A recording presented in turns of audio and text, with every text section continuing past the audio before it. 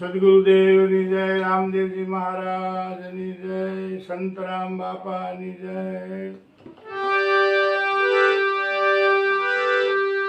વાલા આત્મબંધુઓ, તમને બધાને જણાવવાનું કે આપણે રામદેવ બાપાના પરચા વિશે જે આપણે આ સત્સંગ દ્વારા રજૂઆત કરીએ છીએ, અને હવે પછી જે રામદેવજી મહારાજના ધર્મપત્ની નેતવદે સતી અને એમનું વ્યવસાય રામદેવજી મહારાજ સાથે જે થાય છે એ વિષય ઉપર આ સત્સંગ દ્વારા આપણે આગળ લઈ જઈશું. અને કંઈ ભૂલ થાય તો માફ કરજો. અને એમાં પણ પરચાઓ જ આવે છે, કારણ કે બધે જ રામદેવજી બાપાએ કંઈ ને કંઈ પરચા દ્વારા જ તે આ જગતને ભક્તિમય બનાવવાનો પ્રયાસ કર્યો છે. આ ધર્મ તરફ લઈ જવા માટેનો ખરેખર કેવલ સમાજને સુધારવા માટે, ધર્મ તરફ રાખવા માટે કંઈ ને કંઈ પવિત્ર જીવે, પાઠ પૂજન કરે, ભક્તિમય જીવન જીવે, આ સંસારમાં સુખ શાંતિ રહે, એ માટેનું જ ભગવાનના અવતારોનું ધ્યેય હોય છે. જોકે રામદેવજી બાપાનો 24 અવતારો થયા છે, જે વ્યાસજી કૃત વર્ણન કરવામાં આવ્યું છે શ્રીમદ ભાગવતની અંદર, પણ રામદેવજી મહારાજનો ઉલ્લેખ કરવામાં નથી આવ્યો. ભગવાનના અવતાર લીલામાં 24 અવતારો લખ્યા છે વેદ વ્યાસજીએ. એમાં 10 અવતારો મોટા વર્ણવ્યા છે અને 14 અવતાર નાના ગણાવ્યા છે. અને આ અવતાર જે છે એ કૃષ્ણ પરમાત્મા એટલે દ્વારિકાના રાજા, જે રણછોડરાય પણ કહી શકીએ આપણે, એ દ્વારિકાથી એ અંશાવતાર તરીકે રામદેવ બાપાનો અવતાર થયો છે, બરાબર. પણ 24 અવતારોમાં એનું વર્ણન કરવામાં નથી આવ્યું. અને એ સોનાની દ્વારિકા દરિયામાં પણ છે. અને અજમલ રાજા માટે ભગવાને સોનાની દ્વારિકા રચાવી હતી, એ પુરાવાઓ પણ છે. એટલે આ અવતાર આપણે જોઈએ તો સતયુગ, ત્રેતા, દ્વાપર અને કળયુગ, આવા 4 યુગ છે. અને એમાં કળયુગના 4,32,000 વર્ષો થયા છે. અને એમાં પ્રથમ યુગની અંદર મત્સ્ય અવતાર, માછલીનો અવતાર થયો. પછી કાચીબાનો અવતાર ભગવાનનો થયો. પછી વરાહ એટલે ભૂંડનો અવતાર થયો, બરાબર. અને નરસિંહ અવતાર થયો, જે ભક્ત પ્રહલાદ માટેનો અવતાર હતો. પ્રથમ યુગમાં જ આ 4 અવતારો થયા. અને પછી આવ્યો ત્રેતા યુગ, તો એમાં પરશુરામ અવતાર થયો અને પછી રામ અવતાર થયો. તો એમાં 2 અવતારો ભગવાનના થયા, એટલે 6 અવતારો થયા. દ્વાપર યુગમાં કૃષ્ણ પરમાત્માનો અવતાર થયો અને પાંડવોને સહાયરૂપ કૃષ્ણ પરમાત્મા થયા, લીલાઓ કરી. એ 7મો અવતાર ભગવાનનો થયો. અને પછીના અવતારમાં બુદ્ધ અવતાર અને વામન અવતાર એમ મળીને 9 અવતાર થયા. પણ 10મો અવતાર કલિંગ અવતાર હજી બાકી છે, એવું ભાગવતમાં વર્ણવવામાં આવ્યું છે. એટલે આ 24 અવતારોમાંનો ઘણાને એમ થાય કે ભગવાન તરીકે બધા માને છે, ભગવાન તરીકે ઉલ્લેખ બધા સંતો કરે છે, તો પછી આ રામદેવ બાપાનો અવતાર 24 અવતારોમાં તો વર્ણન કોઈ સંતોએ નથી કર્યું. પણ આ અવતાર એક એવી અવતાર લીલા છે, કળયુગનો છે અવતાર. કારણ કે 1461માં રામદેવજી બાપાએ જન્મ ધારણ કરી અને ધર્મનું પુનઃસ્થાપન કર્યું. કારણ કે જૂનો ધર્મ લોપાવાની તૈયારીમાં હતો ત્યારે અવતાર ધારણ કરી. અને આ 4 યુગથી વિયો આવતો નિજાર પંથ જે છે એને પાઠ પૂજનની અવસ્થામાં જ હતો, એ ધર્મ ચલાવ્યો છે. અને આપણે આગળ હપ્તામાં કહી ગયા છીએ કે એ 12 બીજના ધણી કહેવાના. તો બધા ભક્તો જ્યારે ભેગા થયેલા અષાઢ સુદ બીજના દિવસે, ત્યારે એમને કીધેલું કે બધા પાઠ પૂજન કરો અને મને વાયક આપશો તો હું આવીશ.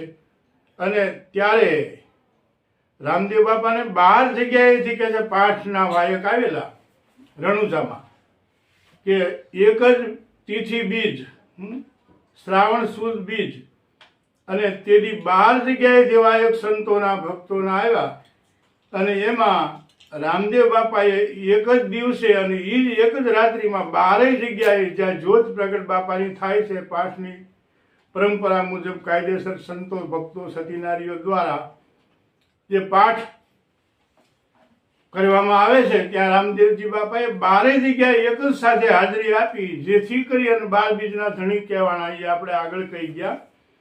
એ રામદેવ બાપાનો અવતાર. પણ એ પછીની આપણે યાદી કરીએ તો આ સોઢા રાજાનું ઉપરકોટ નામનું નગર છે અને સોઢા રાજા રાજ કરે છે અને ત્યાં ભગવાનના ધર્મપતિ સતી નેતલદેવ નો જન્મ થયો છે અને એની જુવાન અવસ્થાએ પહોંચ્યા છે, પણ ભયંકર રોગ છે એમને. ભયંકર રોગ એટલે શરીર બિલકુલ કદરૂપું જ લાગે છે અને આંખો પણ પૂરું ભળાતું નથી, ત્રાસી આંખો છે કે છે અને કદરૂપું શરીર છે અને એક અંગમાં ખોટ છે. એવું આ સતી નેતલદેવે અવતરણમાં આવી રીતનો જન્મ ધારણ કરેલો, જેથી કોઈની સાથે લગ્ન ન થાય અને રામદેવ બાપા જ એમની સાથે પરણે એ માટેનો નિર્ણય આગળના અવતારમાં જ્યારે કૃષ્ણ પરમાત્મા અને લક્ષ્મીજી, વિષ્ણુ પરમાત્મા અને લક્ષ્મીજી હતા ત્યારે નિર્ણય થયો છે એવું આ સંતોનું કહેવું છે કે છે. એટલે એ સોઢા રાજાને ત્યાં સતી નેતલદેવ યુવા અવસ્થાએ પહોંચ્યા છે. સોઢા રાજાને બહુ જ ચિંતા છે, કારણ કે બાપને દીકરીની ચિંતા હોય જ કે મારી દીકરી સારા ઠેકાણે જાય, સુખી થાય અને ઘર સંસારમાં દુઃખ ન પડે. કોણ એવો માવતર હોય દીકરીના સુખ ન ઈચ્છતો હોય અને આ દીકરીને આટલી બધી ખોટ છે એનો એને હર હંમેશ કોરી ખાય છે ચિંતા. ઉપરકોટના રાજાની વાત છે અને સતી નેતલદેવ જે રામદેવ બાપા સાથે સંબંધ થવાનો છે એ વાત આપણે કરીએ છીએ.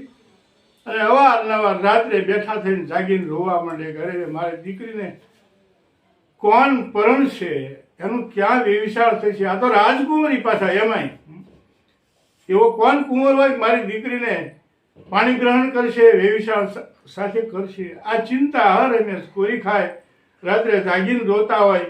એક વખત રાત્રિના સમયે ધ્રુસકે સોઢા રાજા બેઠા થઈને ઢોલિયામાં રોવે છે અને એના સુધી ધર્મપત્ની રાણી બેઠા થઈને કહે છે, સ્વામી કેમ રડો છો, શું તમને પીડા છે, મને વાત કરો.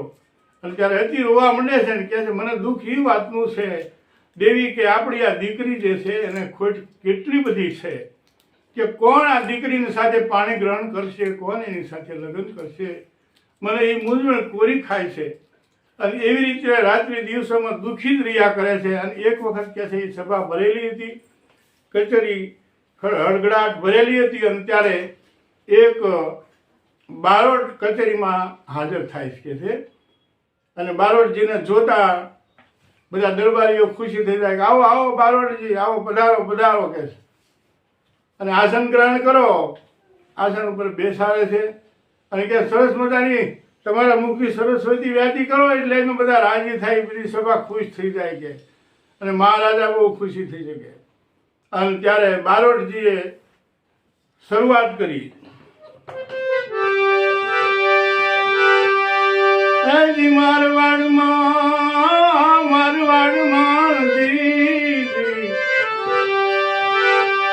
મારવાડમાં મહાપીર છે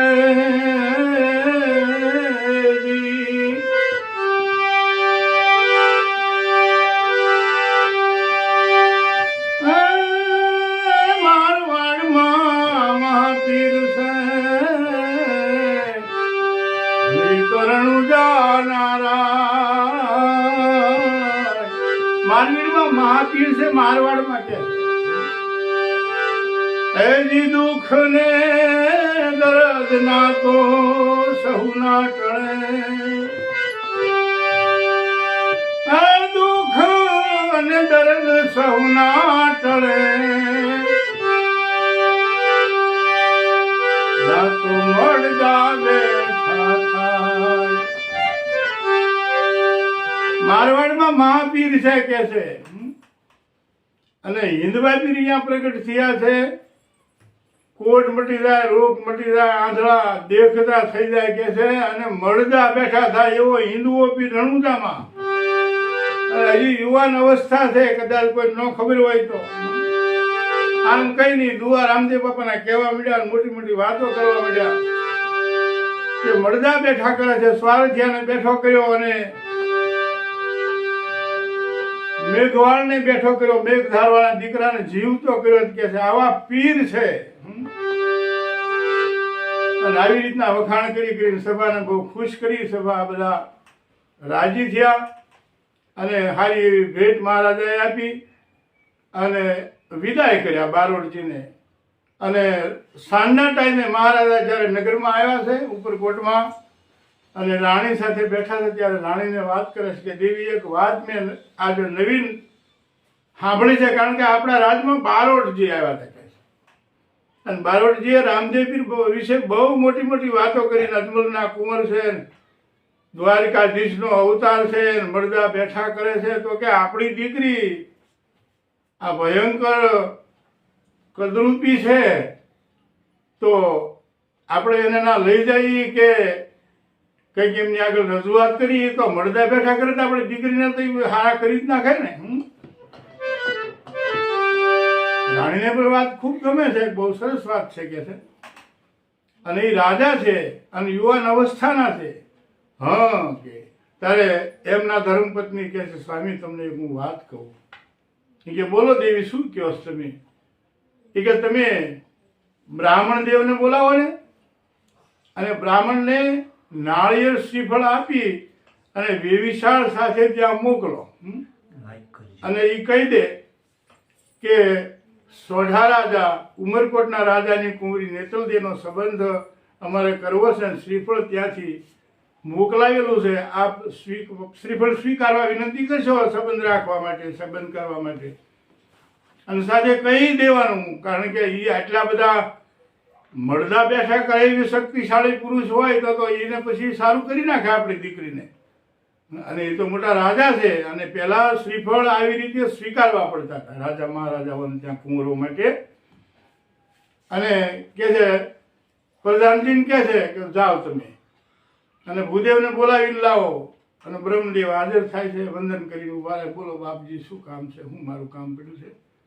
એ કે તમે આ શ્રીફળ લઈને જાઓ ને, આપણી કુંવરી નેતલદે છે ને એનો સંબંધ આપણે કરવાનો છે. અને પોકરણગઢમાં રણુજાના રાજા તરીકે પ્રસિદ્ધ પામેલ રામદેવજી કરીને 20 વર્ષના યુવાન પોકરણગઢના અજમલ રાજાના કુંવર છે.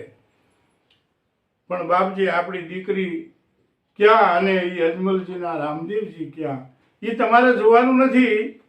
અને તમે જાઓ અને જો હા પાડે અને શ્રીફળ આપણું સ્વીકારી લે તો તરત જ તમારે ટૂંકી વર્જીઓ આપી અને ના જોઈને બધું કહી દેવાનું કે જલ્દી ઝટ જાન લઈને આવે. બસ આ વાત કર્યા પછી એ શ્રીફળ આપે છે, ચૂંદડી જે વેવિશાળામાં થતું હોય એ બધું સાથે આપે છે. અને ત્યાંથી એ ભૂદેવ બ્રહ્મદેવ હાલતા થાય છે અને ઠેઠ પોકરણગઢના અજમલ રાજાના દરબારમાં પહોંચી જાય છે. અને અજમલ રાજાને દૂરથી વંદન કરે છે, અંદર બોલાવો, પધારો પધારો ભૂદેવ. શું આવું છું? બાપજી હું ઉપરકોટથી આવું છું, સોઢા રાજાની કુંવરી નેતલદેવનું વેવિશાળ કરવા માટે આ શ્રીફળ લઈને આવ્યો છું બાપજી, અને મને એટલા માટે મોકલેલ છે. અને ત્યારે અજમલજી પણ વિચાર કરે છે, પણ છતાંય તે આ તો પૂર્વના સંજોગ હતા. નેતલદેવને ત્યાં જ લગ્ન કરવાના હતા. અને તરત રામદેવજી મહારાજને બોલાવે છે કે આપણે શ્રીફળ આવેલું છે તમારું સોઢા રાજાને ત્યાંથી નેતલદેવનું, અને તમારી સાથે વેવિશાળ માટે આ ભૂદેવ શ્રીફળ લઈને આવ્યા છે. અને આ શ્રીફળ સ્વીકારવું કે કેમ એ પ્રશ્ન છે કે નહીં, સ્વીકારી લો શ્રીફળ. અને તરત જ ના શ્રીફળ સ્વીકારી લે છે. અને પછી રામદેવજી બાપાને બીજા દિવસે સવારમાં પ્રભાતનો સમય આપીને જાય છે, ટૂંકી વર્ધ્યો આપીને ભૂદેવ જાય છે અને રાજી થતા થતા જાય છે, કારણ કે ભેટ સોગંદો ખૂબ આપે છે અજમલજી મહારાજ. અને એ તો અતિ રાજી થઈ ગયા, કારણ કે આ દીકરી એટલું બધું એનું કદરૂપું શરીર હતું, છતાંય આ શ્રીફળ સ્વીકારી લીધું છે. અને બીજે દિવસે ભૂદેવ જોશ જોઈને જાય છે અને સવારે એમ કે પાટી આ ટાઈમે બેહાડજો તમારા કુંવરને. અને બીજે દિવસે પાટ ઉપર બેસાડે છે, હાથમાં શ્રીફળ આપે છે. માતા મિનળદે કંકુનો ચાંદલો કરે, ચોખા ચોંટાડે છે. અને ત્યાં માતા મિનળદેના આંખમાંથી આંગળાની ધારું થાય છે, એકદમ વેદના થાય છે. રામદેવ બાપા જોવે છે કે માં ઉભા રહ્યો, તમારી આંખમાં આહું કેમ છે માં? એ કે કાંઈ નહીં, મને હરખના આંસુ આવ્યા રામદેવ. ના ના, એવી વાત નથી, જે હોય તમે જલ્દી જટ મને કહી દો, કારણ કે તમારી આંખમાં આહું હું જોઈ શકતો નથી. જે હોય હાથે હાથું કહી દો તમે, તમારી આંખમાં આંગળા પડે કેમ? ત્યારે એ કહે છે ભાઈ મને સગુણા સાંભળી દે છે બેટા, કારણ કે સગુણા ઠેઠ અહીંથી 360 ગામ છેટું છે. પઢિયા રાજાનું રાજ છે, તમે તો હતા ને ત્યારે એના લગ્ન કરી દીધા છે. અને આજે મને એમ થાય ને કે મારી દીકરી ત્રણેય હોય, લાસા લક્ષ્મી તો છે પણ સગુણા નથી, એનો મને દુઃખ થયું છે, કારણ કે બહુ શેટે છે ને ટૂંકી વર્ધ્યું છે. એને આપણે કેમ તેડાવીએ છીએ? અને એ લોકો એટલા બધા કંટા અને માથા ભારે છે એટલે બહુ જ દુઃખ આપે છે. અને આપણને તો તંબુરિયા ભગત જ કહે છે કે અજમલજી તો તંબુરા વગાડીને ભજન ગાવાનો ધંધો કરે છે, એને કોઈ ક્ષત્રિયતા, વીર પુરુષ કે ભક્તિ, નગરી ભક્તિ સિવાય બીજું કોઈ એના ધ્યાનમાં જ નથી. એટલે આવી રીતે આપણને તિરસ્કારે છે, એટલે દીકરીને દુઃખ ન થાય, જેથી આપણે તેડવા પણ ગયા નથી. આજ 20-20 વર્ષના વાણા વહી ગયા કે છે. એને ભાણેજ કુંવર પણ છે બેટા. રામદેવજી મહારાજને ત્યારે હરખનો પાર નથી રહેતો કે હવે માં એને તેડવા મોકલવાના છે, તો જ મને આ લગ્ન યોગ્ય લાગશે, મને ગમશે. ત્યારે તો બહુ છેટું છે કે ના ના, એને તેડવા મોકલવા છે. અને એ પછી પાટનું કામ શ્રીફળ આપવાનું પૂર્ણ કરી અને રામદેવજી મહારાજ અજમલજીને બોલાવીને કહે છે બાપજી આપણે જલ્દી જટ ઠેઠ પઢિયાર રાજા છે ત્યાં પિંગલગઢ રત્ના રાયકાને બેનને તેડવા માટે મોકલી દો. અને તરત જ પ્રધાનજીને હુકમ કરે છે આપણી જે 1000 હાંડો છે એમાંથી પવન વેગી અને મન વેગી જેવી કે એવી હાંડ આપી દો. અને 2 દિવસની અંદર સગુણાબેનને તેડી અને રત્નો રાયકો વિયો આવે. એટલે તમે જલ્દી જટ જાઓ, હવે બિલકુલ મોડું કરવાનું થતું નથી, કારણ કે રામદેવજી મહારાજ કહે છે કે સગુણાબેન સિવાય મને લગ્નમાં કંઈ હરખ નહીં થાય, અને એને તેડી જ જવા, તેડી જ લાવવા છે. અને તેડવા માટે રત્નો રાયકો પણ આવે છે. અને ત્યારે રામદેવજી મહારાજ એને કહે છે કે તમે જે 1000 હાંડો છે એમાંથી હારામાં હારી મન વેગી, પવન વેગી જે હાંડ હોય, જે હાંડિયો હારો હોય એ લઈ અને તમે જલ્દી જટ જવાની તૈયારી કરો.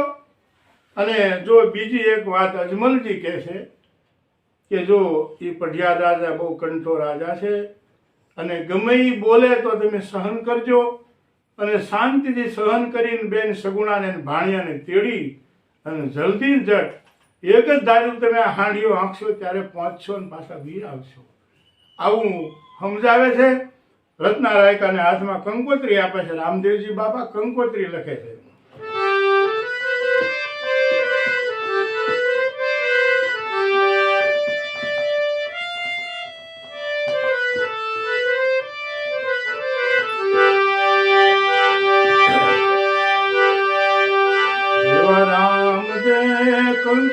કંકોતરી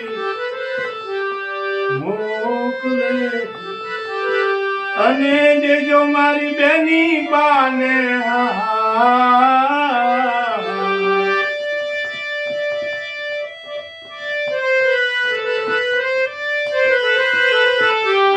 રામદે કંકોતરી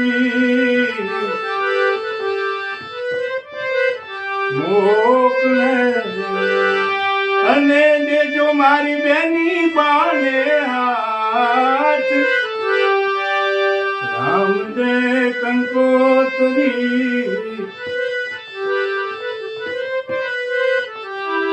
મોકલે. એ કંકોત્રી લઈને રત્નો રાયકો એ પવન વેગી હાંડ લઈને હાલતો થાય એક ધારો રાત દિવસ ખેંચે છે, એમાં અડધી રાત થઈ ગઈ છે અને હાંજ પણ હાંડિયો થાકી ગયો છે.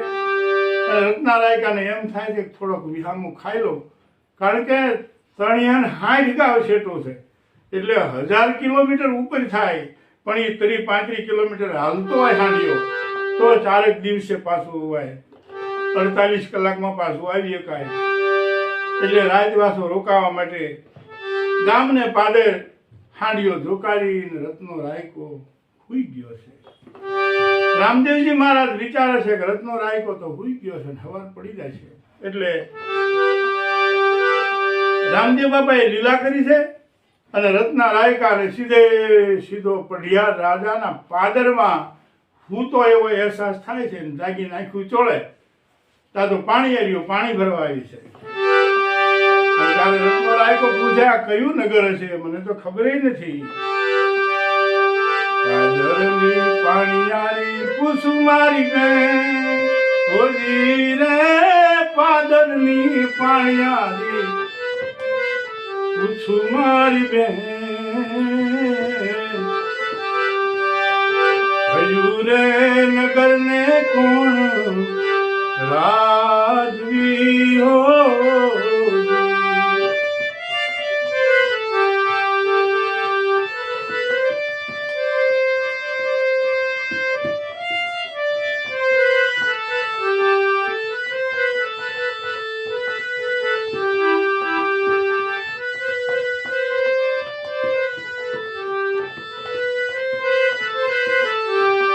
પાણીયારી હું કે છે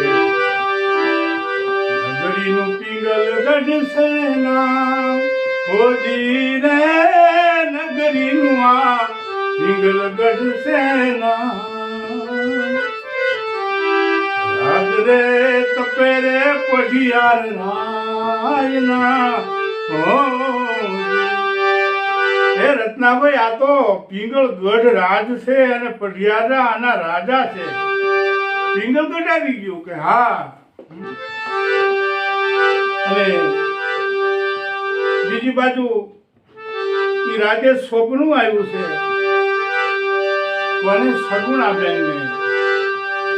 સાસુરે જેઠાણી નણદ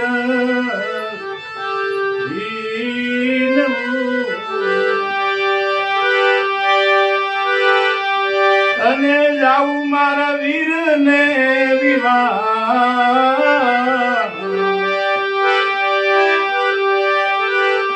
સાસુરે જેઠાણી નણદ અને સપના આલામાં જમરા. સાસુને કહે છે, હે સાસુ, રત્નો રાયકો મને તેડવા આવે છે. જો રત્નો રાયકો રે તેડવા આવશે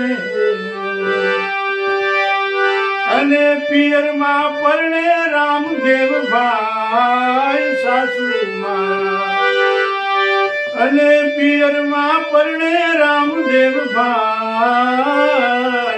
હે સાસુમાં, મને રત્નો રાયકો તેડવા આવે છે, મને એવું સ્વપ્ન આવ્યું છે કે છે, અને મારા ભાઈના લગ્ન છે, મારો ભાઈ પરણે છે.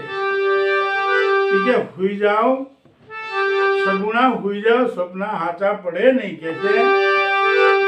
તો સ્વપ્નમાં તમારી ઝખના એવી હોય એટલે સ્વપ્ન આવે, પણ મારો દીકરો જે છે, તમારો દિયર થાય છે, એનાય લગ્ન છે, એટલે તમારે જવાનું બનશે જ નહીં. સાસરીએ પરણે રે સગો દેરીડો,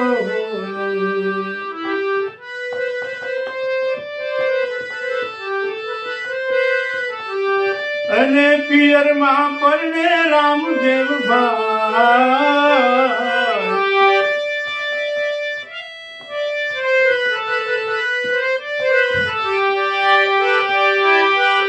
સાસુરે જેઠાણી નણદ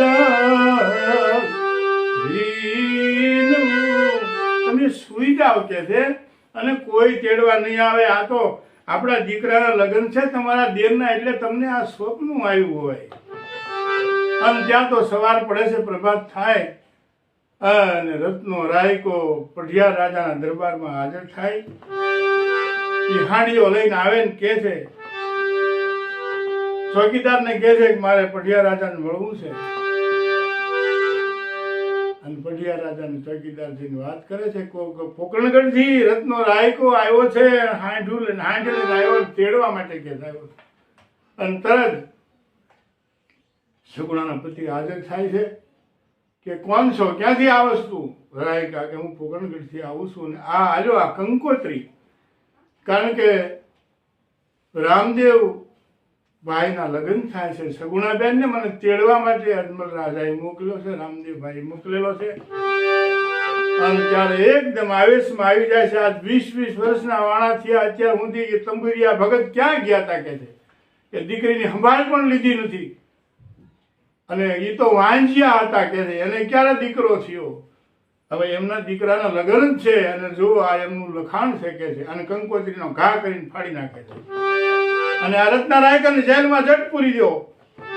રત્ના રાયકાને જેલમાં પૂરી દે છે. રાયકો રામદેવ બાપાને પ્રાર્થના કરે, હે રામદેવજી મહારાજ, આ ટૂંકા લગ્ન છે, હું તેડવા આવ્યો છું અને મને જેલમાં પૂર્યો છે. મારી લાજ રાખજો, મને બચાવજો, અને આમાંથી છોડાવો તો હું જલ્દી જટ કે છે પોકરણગઢ રણુજામાં આવી જાઓ. અને રામદેવ બાપાને પ્રાર્થના કરે છે. અને પઢિયાર રાજા જ્યાં સૂતા છે ત્યાં રામદેવ બાપાનો નેજા સાથે ભાલો એકદમ સસરાટ કરતો પાછળ પડે છે. અને પઢિયાર રાજા દોટાદોટ ભાગાભાગ કરે, પાછળ ભાલો દોડા દોડ, હમણે મારી નાખશે, હમણે મારી નાખશે. અને તરત બેભાન થઈ જાય છે. પઢિયાર રાજા એના દીકરાને કહે, બેટા જલ્દી જલ્દી રત્ના રાયકાને છૂટો કર, અને જલ્દી જલ્દી સગુણાને બધાને મોકલી દે. કે એને ભાણિયાને મોકલી દેજે. અને તરત જ તે પઢિયાર રાજાનો કુંવર સગુણાના સ્વામી આવી અને રત્ના રાયકાને જેલમાંથી છોડે છે. અને તરત જ જવાની છૂટ આપે છે સગુણાને. અને સગુણાને હરખનો પાર નથી કે ઓહો, મારા ભાઈના લગ્નમાં જેને રામદેવ પીરને ભાઈને જોયો પણ નથી 20 વર્ષથી, આજને કેટલો હરખ છે. અને ભાણિયાને તૈયાર કરે છે. ત્યારે એની સાસુ કહે છે, ભાણિયાને લઈ જવાનો નથી તારે? તો કે ના, ભાણિયાને તમારે લઈ જ જવાનો છે. પણ ના પાડે છે. પણ પછી પઢિયાર રાજા કહે છે કે તમે એને જવા દો, કારણ કે તમને ખબર નથી મને જે ભી પડી છે આ મારી નાખશે. રામદેવ પીરનો બાલો મારી વાહે ફરતો હતો. અને તરત જ તે એ ભાણેજને મોકલે છે. અને ત્યારે એની સાસુ શું કહે છે, ડાબા રે જમણા રે તે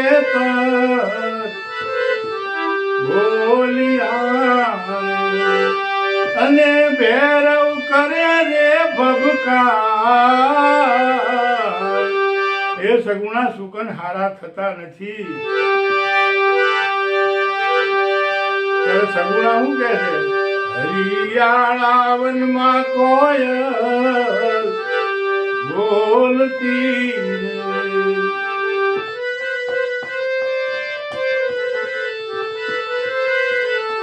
અને સુકન સવાયા જોને હોય. સુકન હારા થાય છે હાહુમાં, જવા દો. પછી સગુણાએ સાંઢિયો શણગાર્યો. એવો હરખ, ઓહો, આજ મારા ભાઈને જોઈશ, હું મારા પીરમાં જાઉં. એ તો બેની દીકરીને ખબર હોય. સગુણાએ સાંઢિયો શણગાર્યો અને ઉપર ભર્યું હાથું હે. આખો એમથી હાંડિયો લથબથ ભરી દીધો. કોનું? કારણ કે રાજ હતું, કોઈ ખામી નહોતી. પઢિયાર રાજાનો હુકમ થઈ ગયો હતો. જે કે એ રીતે એને મોકલી દો, કારણ કે ભી વગર ભગવાન ભજાતો નથી કે. અને હાંડિયામાં હોનેથી લથબથ હાંડિયો શણગાર્યો છે. અને સગુણાબેન રત્નો અને ભાણે હાંડિયો લઈને જાય છે. બીજી બાજુ દિલ્હીના બાદશાહને ખબર પડે છે કે જે પીર થઈને, રામદેવ પીર થઈને આપણી પીરાઈને નીચી દેખાડે છે, એની બેન ઈ સગુણા અને રત્નો રાયકો તેડીને જાય છે, એટલે એને લૂંટી લો. જે પીર હશે તો તરત હાજર થાય છે અને છોડાવી દેશે, એટલે આપણને ખબર પડી જાય છે ઈ પીર છે કે નહીં કે છે. અને હુકમ કરી દે છે કે જાઓ સગુણાને લૂંટી લો. અને ઈ જંગલમાં ઈ લૂંટારાઓ હાથમાં હાથિયાર લઈ લઈને દબાઈ ગયા છે, અને હાંડીઓ હરખથી રત્નો રાયકો બેન સગુણા ભાણો વી આવે છે પોકરણગઢ જવા માટે.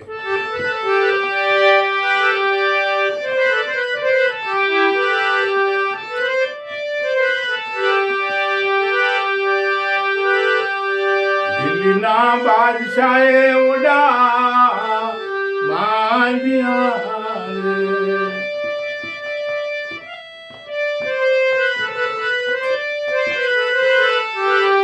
અને બેનને લૂંટવાને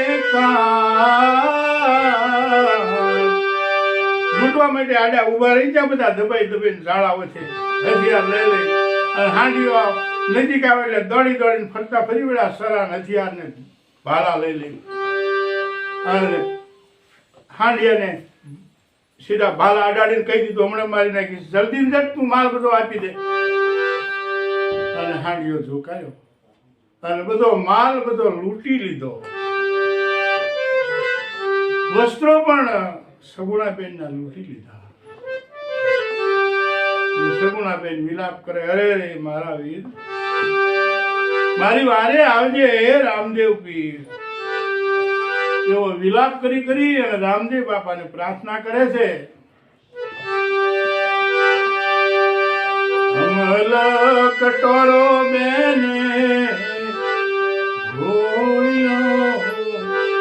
અભિન કાજુ. પહેલાના સમયમાં કેડમાં કટાર આ દીકરીઓ બહેનો રાખતી, અફીણ રાખતી, આપણું શીલ બચી જાય એટલા માટે પીન પણ મરી જાતી કે છે. કટાર કેડમાં રાખે, અફીણ રાખે, પી જાય એટલે મરી જવાય, એટલે આપણી આબરૂ ન થવી જોઈએ, આપણે મરી જાય એનો વાંધો નથી. એ વસ્ત્રો લૂંટી લીધા છે, અડધા વસ્ત્રો પહેરેલા છે, અને તેથી એમ કે છે કે હે રત્ના, રત્ના ભાઈ આ ભાણેજ ને હાચવજે અને હું અહીંથી વિદાય થાઉં છું. એમ કરી અને રતન કટોરો જે ઘોળેલું અફીણ બેન પીવા થાય છે. અને ત્યાં તો રામદેવજી મહારાજ આવીને જલ્દી જટ કટોરો ઢોળી નાખે છે. પણ એ પેલા એનું સપનું આવે છે, રામદેવ સુતારે રંગ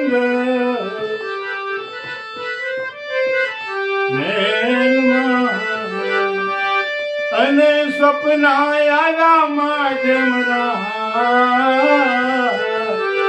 સપનું આવ્યું. રામદેવ પીર જાગીને બેઠા થઈ ગયા, હાથમાં મીંડોળ બાંધ્યો છે, લગ્ન આવી ગયા છે, 2-3 વધુમાં તો એના તોરણ છે. માતા રે મિનળ દે તમને, હે માં હે મિનળ દે વીનવું અને જાવું મારે બેની બાને વાર. મારે બેનની વારે જાવું છે, હે માં મિનળ દે, બેન લૂંટાઈ દઈ છે. વગડે લૂંટાણી મારી બેનડી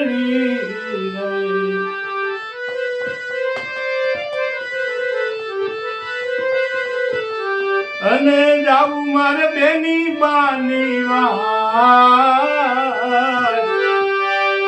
ત્યારે મિનલદે શું કહે છે, હે રામદેવ, સ્વપ્ના સાચા ન હોય ભાઈ, સુઈ જા સુઈ જા, રત્નો રાયકો તેડીને આવી જશે. અને મીંઢોળ બાંધ્યો હોય ત્યારે ગામને સીમાડે ન જવાય. દીકરા આવું મિનલદે કહે છે, છતાંય રામદેવ બાપા માનતા નથી. અને તરત ઉડે ગોળે પલાણ માંડિયા અને હાલાઈ તો બેની બાને વાર. બેનની વારે લીલડા ઘોડા ઉપર પલાળ માંડી હાલતા થયા છે. ઉડે ગોળે રે પલાણ માંડિયા અને હાલાઈ તો બેની બાને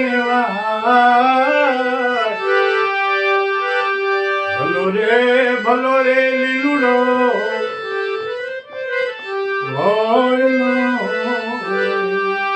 અને ભલી મારી રણમાં તલવાર ચડમાં કટાર તલવાર ભાલો લઈ રામદેવ બાપા ઘોડે સવાર થઈને અને રામદેવ એકલડો યસવા અને તરત હાજર થયા. કટોરો ઢોળી નાખ્યો બેનનો. હવળા ફરીને વસ્ત્ર ઉઢાડ્યા. હવળા ફરીને બેનને વસ્ત્ર ઉઢાડી દીધું કે છે ઈ રામદેવજી મહારાજ. બેનને પૂછે છે, બેન તું મુંજાઈશ નહીં અને હું હમણાં જલ્દી જ ચોરને પકડીને પાછો આવું છું અને તું મને કે બેન શું શું માલ લૂંટાણો છે તારો? ત્યારે બેન કે છે, ભાઈ કઈ લૂંટાણું નથી. ગરડો બુઢો રે વીરા મારો સાંઢિયો. ગરડો બુઢો હાંડિયો હતો. રત્નો પગમાં પડી ગયો રામદેવ બાપાને અને ઉપર ભર્યો જૂનો માલ. ત્યારે પીર કે બેન હાચું કહી દે, તું હાચું કે. સાવરે સોનાનો મારો સાંઢિયો અને ઉપર ભર્યું હાચું હિત હે વીરા મારા. અને કે હવે હું જાઉં છું ને હમણાં જલ્દી જલ્દી લૂંટેલો માલ પાછો લાવું છું અને બાદશાહને ખબર આપું છું. અને તરત લીલુડો ઘોડો લઈ નીકળી જાય છે. રત્ના રાયકાન કે છે, બેન ને ભાણે લઈને તું જલ્દી જ ભાઈ જલ્દી જ ઘણું જ આપવાનું હમણે બધાને મારી સીધા કરીને પાછો આવું છું. અને રત્નો રાયકો ભાણેજ ને સગુણા બધાય રણુજા તરફ કોકણગઢ તરફ રવાના થાય. રણને ઝડપ દઈને ઝાલ્યા અને એકને મેકલ્યો કરવા જા. તને ઝડપ લઈને ઝાલી લીધા અને મારવા માંડ્યા. એટલે પેલા કરગરવા માંડ્યા કે અમને તો બાદશાહનો હુકમ છે એટલે અમે શું કરીએ કે જાઓ તમે એક જણ કહી દો બાદશાહને અને જલ્દી જટ હાજર થાય. 900 નગારે નોબત ગડગડે કે છે બાદશાહ. 900 નગારા લઈ અને 1.25 લાખ મુગલ લઈને કે છે બાદશાહ એ વખતે આવ્યા અને લડાઈ શરૂ થઈ. અને લડાઈમાં બાદશાહને હરાવી દીધા અને બાદશાહ પગમાં પડી ગયા અને વિનંતી કરી કે હે રામદેવ, ખરેખર તમે પીર છો. અમને એમ હતું કે તમે પીર નથી, જેથી કરીને મેં આ પગલું ભર્યું અને મારા ગુના તમે માફ કરો. અને ઊભી ઉર્મું અરજુ દાખવે. અરજુ ઉર્મ જે એની રાણીઓ છે એ પગે લાગે, હે રામદેવ પીર, અમે દિલ્હીના ચોકમાં તમારું દેવળ ચણાવશું અને ધરશું 1.25 લાખ પાય. હાલમાં દિલ્હીમાં રામાપીર બાપાનું મંદિર છે અને બાદશાહ બેગમ કતિબિશા અને હુરમ એ પાઠના અધિકારી થયા, ધર્મના અધિકારી. એ પણ રામાપીરનો ધર્મ પાળતા હતા. અને રામદેવ બાપા ત્યાંથી પોતે પોકરણગઢ આવે છે. અહીંયા આપણે આગળ પછી વાત કરશું. સદગુરુદેવની જય, રામા પીરની જય.